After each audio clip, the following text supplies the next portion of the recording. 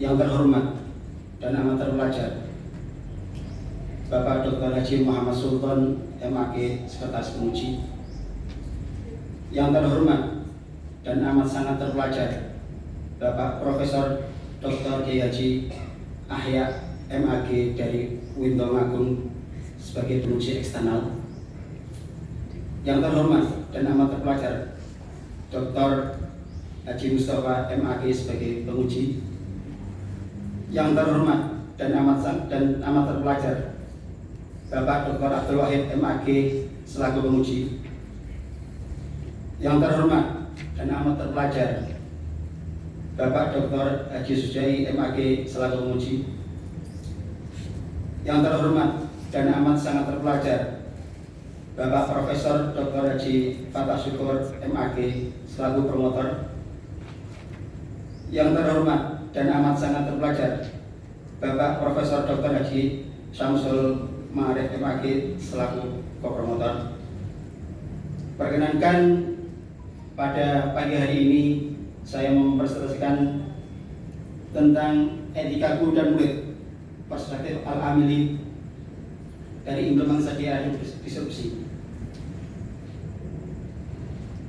Latar belakang penelitian ini didasari pada etika guru dan murid yang merupakan kerugian Islam, namun pada saat ini kurang mendapatkan perhatian yang cukup.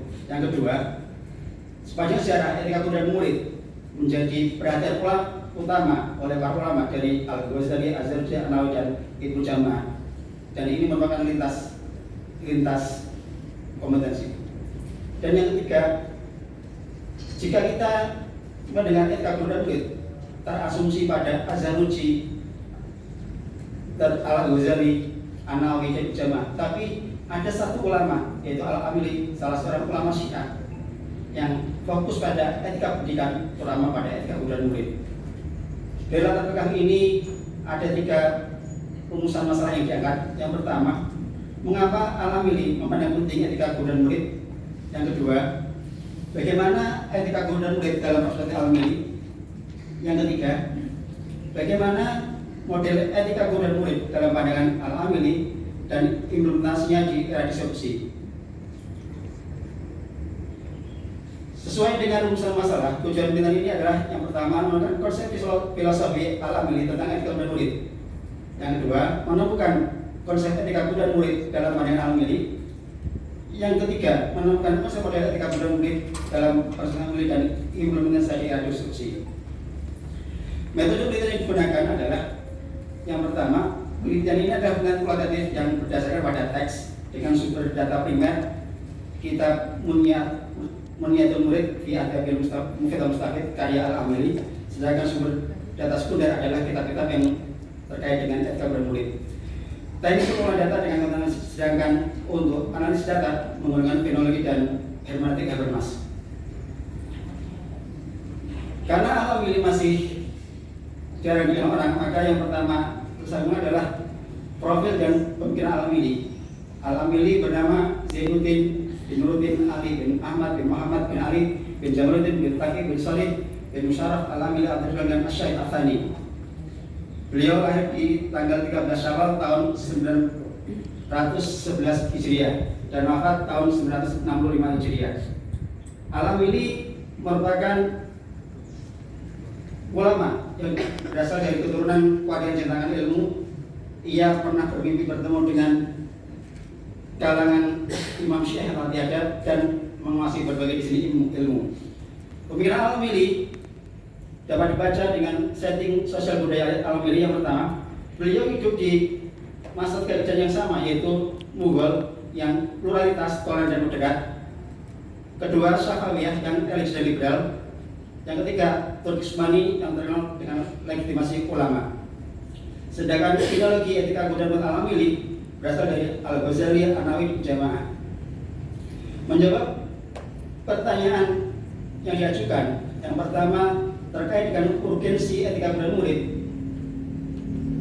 Urgensinya adalah Al-Amili memandang bahwa etika guru dan murid diperlukan karena guru dan murid merupakan subjek utama dalam pendidikan, Sedangkan dalam proses pendidikan ini, Al-Amili memandang bahwa pendidikan adalah ibadah yang utama. Yang kedua, pendidikan sebagai sarana untuk menguatkan dan menguatkan agama. Yang ketiga, melestarikan ilmu dan menjaganya dari kemusnahan.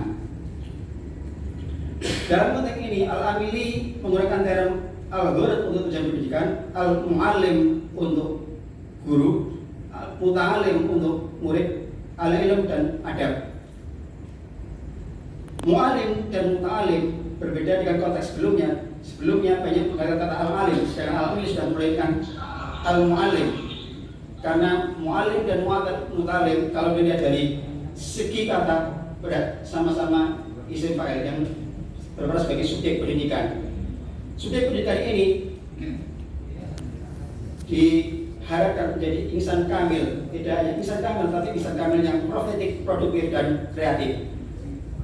Insan kamil ini memenuhi perannya sebagai Abdullah dan Khalifah fil ard yang kritis, dinamis dan humanis. Menjawab pertanyaan yang kedua, etika guru dan murid pada Al-Amili, kalau kita lihat sebelum Al-Amili maka ada etika guru dan ada etika murid. Untuk Al-Amili ada etika guru dan murid yang dalam konteks ini berlaku sama antara guru dan murid. Sehingga pada konteks ini Al-Amili sebagai salah satu ulama Syiah juga mengambil dari ulama-ulama di luar Syiah, sehingga muncul tergambarkan adanya kebebasan dalam belajar dan fikir yang dikenal dengan al-hurriyah al-fikriyah. Kalau al-hurriyah al-fikriyah sudah biasa, namun untuk Al-Amili ini ada al-hurriyah al-fikriyah an-nafiyah al-mas'uliyah, yaitu kebebasan berpikir yang kritis dan bertanggung jawab. Tidak hanya bebas tapi harus kritis dan bertanggung jawab. Sehingga koran etika guru murid walaupun hanya taat tapi ketaatan yang taklid dan ketaatan yang proporsional dan profesional. Menjawab pertanyaan yang ketiga, model etika guru dan murid Al-Amili disrupsi.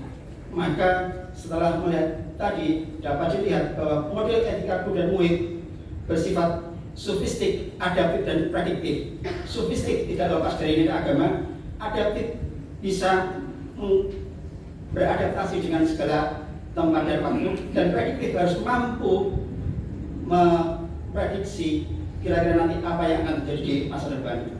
Implementasinya di era disrupsi, hal ini hampir mirip dengan era disrupsi yang senantiasa mencari dan kebenaran, memberikan pedoman bagi masyarakat agar terbebas dari kekesahan, menanggung segala risiko atas keputusan yang diambil dan membongkar aturan lama yang menghadiri kemajuan, dan senantiasa berkembang dalam situasi apapun, sehingga tidak berlebihan jika model etika guru dan murid Al-Amili bersifat sofistik, adaptif dan prediktif. Kesimpulan, dalam konteks ini mu'alim dan mu'talim adalah subjek utama pendidikan agar menjadi insan yang kamil, yang profetik, produktif dan kreatif, yang memerankan fungsinya sebagai Abdullah dan Khalifah yang kritis dan dinamis dan humanis. Yang kedua, etika guru dan murid Al-Amili menciptakan kebebasan dalam belajar dan berpikir, yaitu al-hurriyah, al-fikriyah, an-nafiyah, al-mas'uliyah, yang terwujud dalam kataan murid terhadap guru yang bersifat proporsional dan profesional. Dan model etika guru dan murid bersifat sofistik, adaptif, prediktif.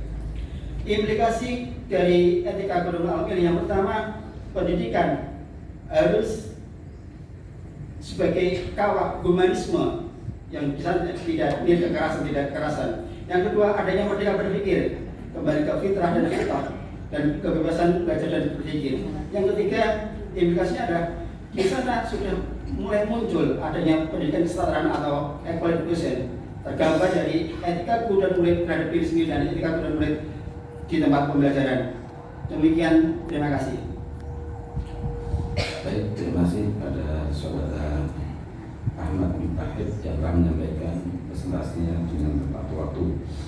Berikutnya kami beri kesempatan pada para penguji untuk bertanya, minta tanggapan, memberi tambahan